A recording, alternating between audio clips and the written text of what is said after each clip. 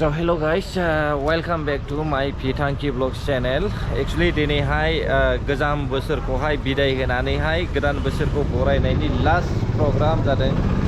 दा नोंथांमोनाबो नायलांदो गोजौआवहाय दिनैनि प्रग्रामाव सोर सोर मा खालामो दिन्थिलांनाय जासिगोन। आरो हायोब्ला चेनेलखौहाय साबस्क्राइब खालामनानै होब्लानो जाबाय। नायलांदो अब्ला नै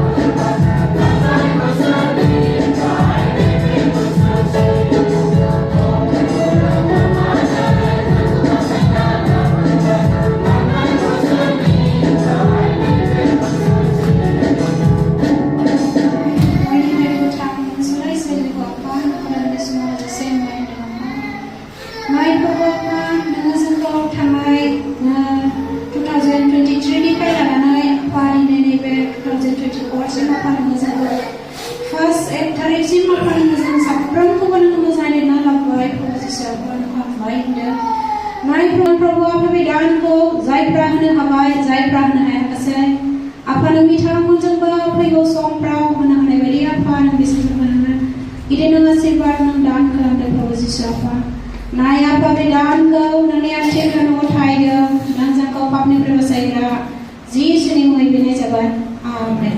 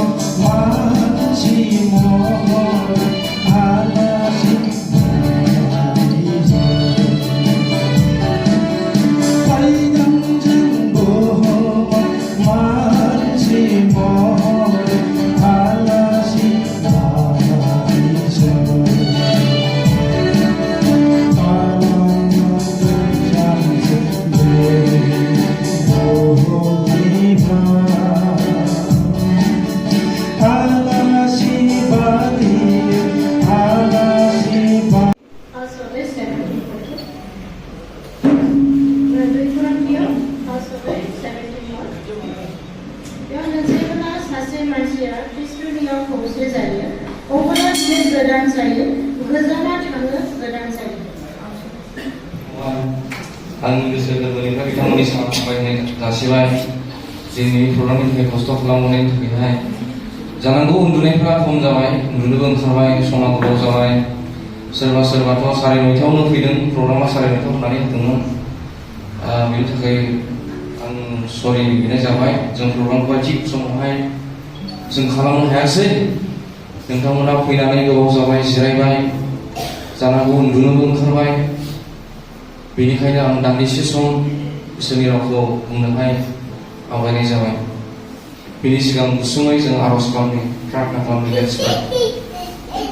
सोरनि दिनफ्राव थांनाय बोसोरफ्राव थांनाय समफ्राव थांनाय हरसे बायदि समाव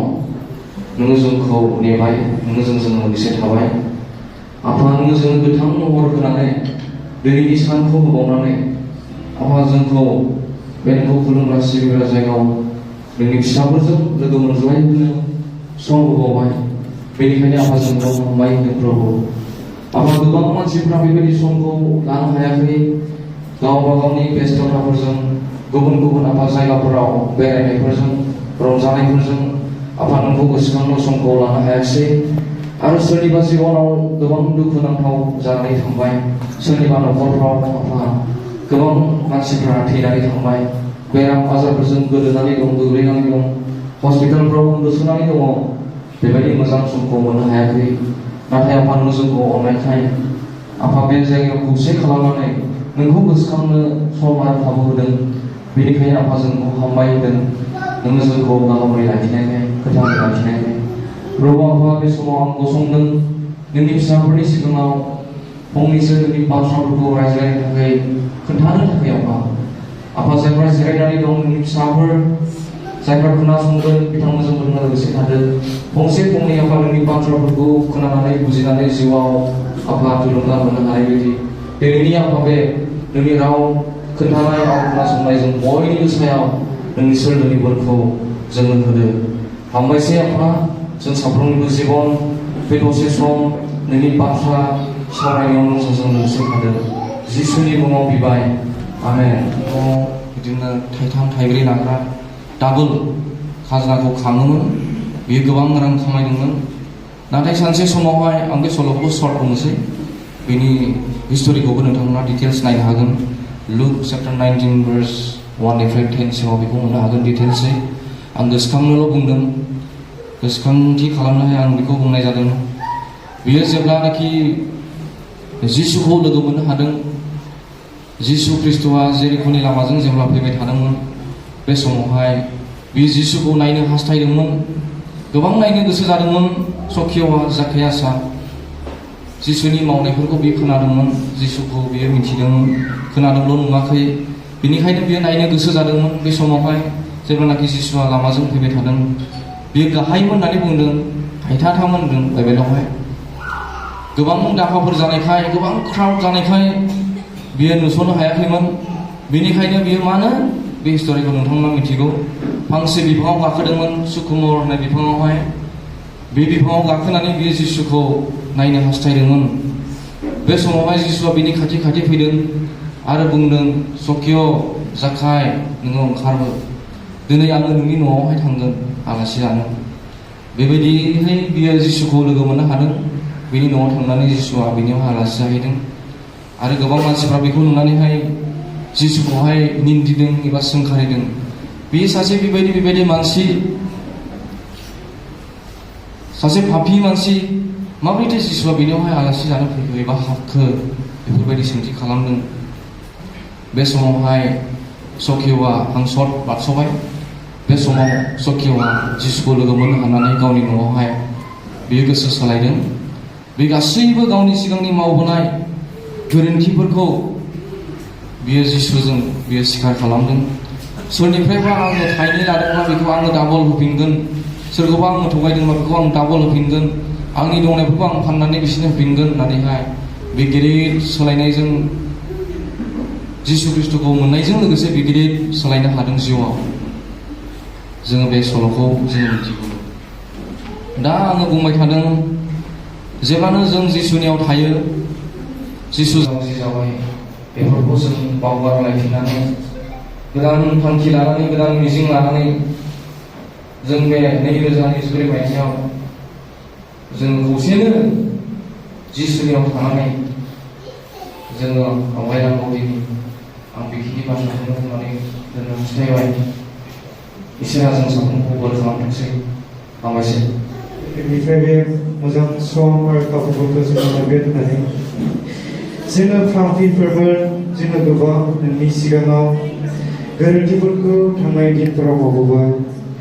जोंनि मावनाय जोंनि थाबायनायफ्रा अराय सम नोंखौ दुखु होनायल' आरो नोंखौ लाजि फोनांनायल'मोन जों पापीफोरब्लाबो नोङो जोंनो लागै बे मोजांथार रंजानायनि दिनावबो गासैबो नोंनि मुंखौ लानानै नोंखौ सिगांथिं दोननानै जोङो बे बोसोराव सिगांथिं थांनो हायो आरो जोंनि जिउफोरखौ जोङो मिथायनो हायो जोङो आसा खालामदों इसोरफा बे बोसोराव नोङो जोंनि गासै मावनाय दांनायाव गावनो लोगोसे थागोन आरो गावनो नोङो जोंनि मावनाय दांनायाव हेफाजाब होगोन आरो गासै मुलाम्फा आरो लसफोरखौबो नोङो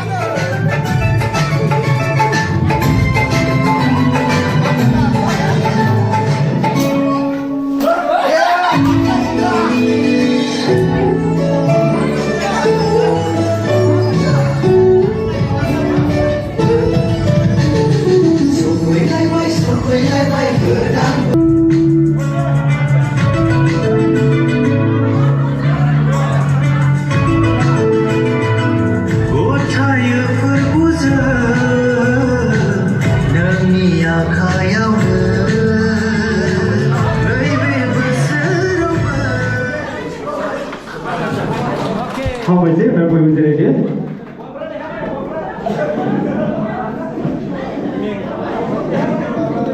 Hello. Okay. Good anniversary! Oh, I see.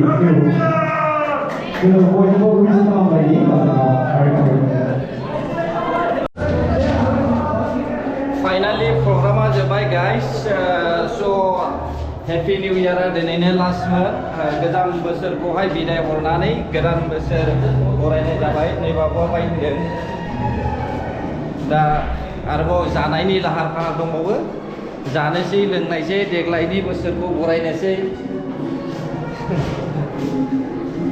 भिडिअफोरखौहाय मोजां मोनदोंब्ला like share comment and subscribe खालामलायनानै होलायदो नेबावनोसै फैबाय थानाय बोसोरखौहाय इसोरनि अननायाव जुदि मोजाङै मोजां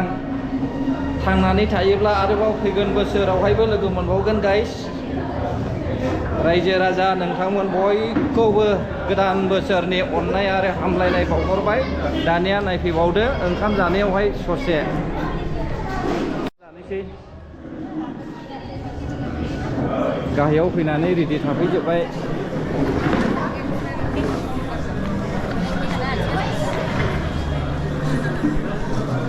जायालाबोथ' थांनानै थानो हाखाया देहानि थाखाय जानांगौ जायो मा बुङो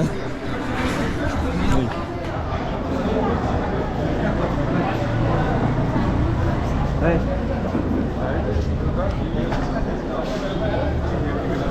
फाइनाल जासिगोन हेपि निउ इयारा